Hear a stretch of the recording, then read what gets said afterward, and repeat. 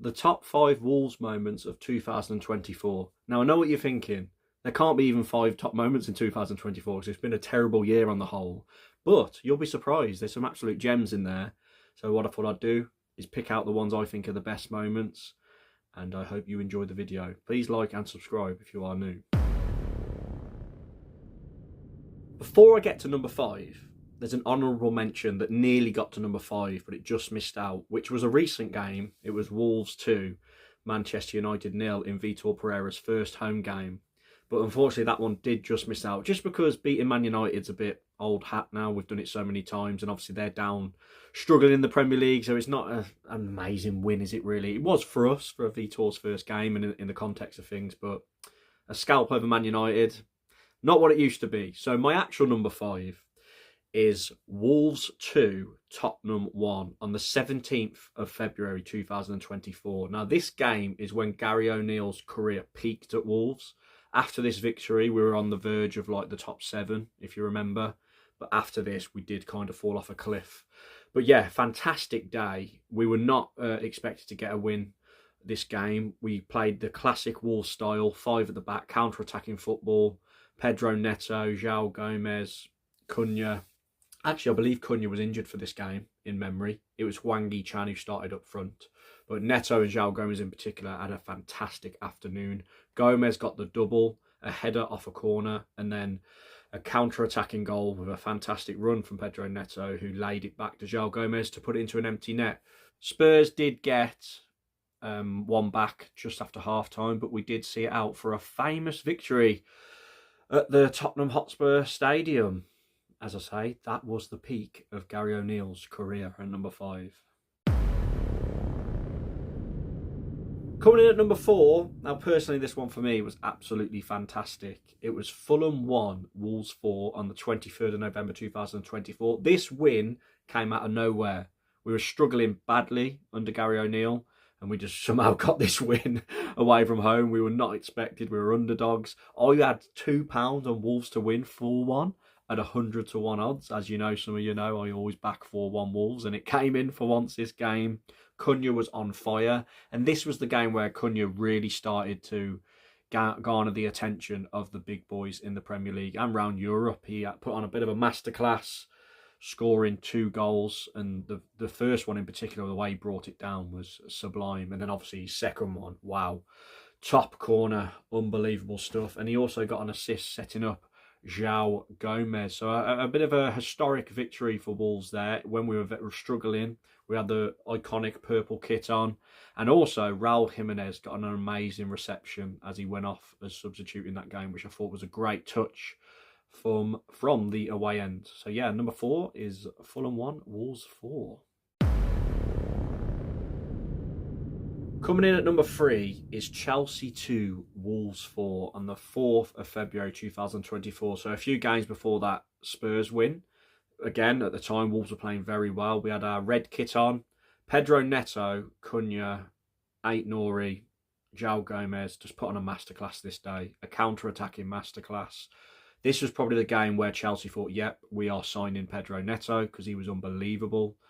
Getting loads of involvements in the goals, assists. Cunha got a hat-trick, if you remember, which was unbelievable. And Ait-Nouri got the other goal, although I think on the day it did end up going down as an own goal. But a fantastic performance. I was gutted because I had my 4-1, but Chelsea did pull one back, so I didn't win my bet. It was also 100-1 that day. And it was the first time we'd ever won at Chelsea away in the Premier League at Stamford Bridge. And it was the first time we'd won at Stamford Bridge in like over 30 years. It was a historic result, because as we know over the years, going to Chelsea and winning has been a very, very tough ask, and fantastic. Again, a big highlight for Gary O'Neill's reign as manager, and just around the time he actually peaked is his time as Wolves manager too. So yeah, unbelievable performance and a hat-trick for Matheus Cunha. Coming in at number 2 is Leicester 0, Wolves 3, 22nd of December 2024. Some of you might be thinking, hold on, how's this ahead of Chelsea? How's this ahead of the win away at Spurs? But for me, I'm linking this in as well with having Vitor Pereira as manager. It was his first game. He'd just joined a few days before it, and Wolves fans were very nervous because this was a 6-pointer against a relegation rival, and we go there, change the system slightly, change personnel slightly. Vitor Pereira puts Rodrigo Gomez left wing back, plays Guedes from the start, little adjustments, puts Doherty right centre back, which swaps him with Semedo from what Gary O'Neill would do, and we just blew Leicester away first half. 3 goals, another goal for Cunha, a goal for Guedes, who was absolutely fantastic this day, and obviously Rodrigo Gomez getting on the score sheet as well. And I think this, although it was like early signs, and we're only in the early stages of Vitor Pereira as manager, we were like, wow, we've got a manager here. We knows what he's doing.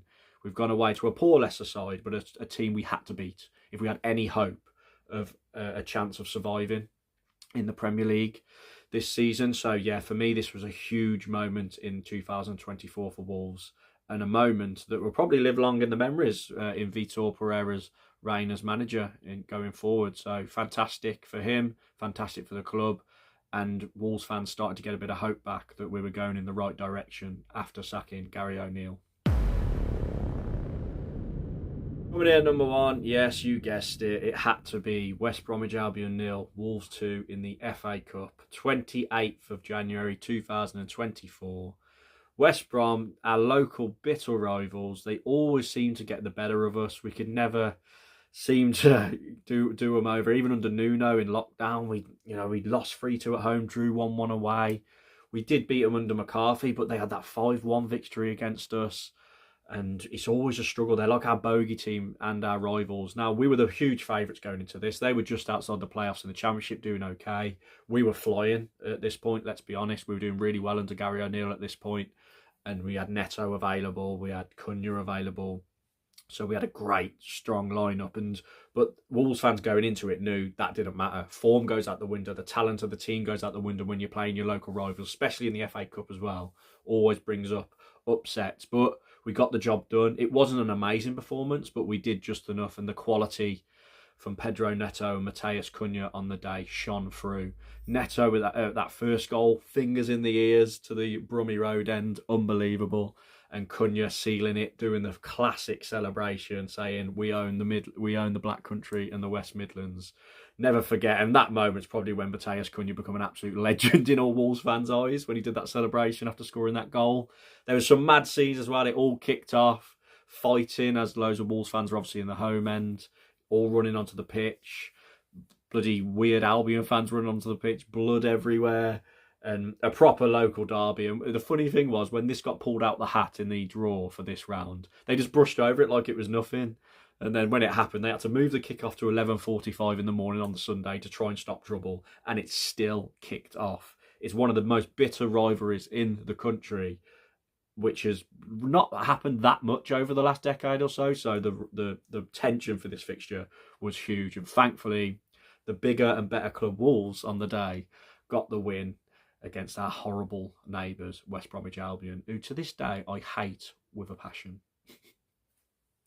So there we go. They're my top 5 moments for 2024. I just want to take this opportunity to thank everybody who's subscribed now, who's been a subscriber for ages. I still love doing this. I still love making YouTube videos around Wolves. It's a big passion and a hobby of mine. And if you haven't subscribed, I really appreciate it if you do. I hope you have a fantastic New Year's Eve, however you celebrate it. I hope 2025 is a much better year for Wolves and you personally who are watching this. And I just thank everybody for watching. It's still bizarre that people watch. Sometimes I think, why are people watching me? I don't know. Honestly, I do get that feeling sometimes because I just talk waffle. I'm just a fan, and I'm very passionate about the club, Wolves. And let's look forward, positivity for next year. Been a bit of a tough year for me personally. Obviously, I'll stop drinking. Some people know. In September, I'm still going. I'm about 94 days in now. I hit 100 days on the 7th of January.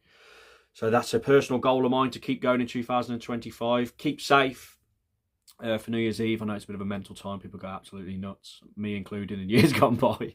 But it'll be a quiet one this year. And Vitor Pereira, I think we're in safe hands with him. Let's hope Fosun back him with signings in January. They said they will, but let's hope they stick with that promise because sometimes they do not do what they say they're going to do. And thank you.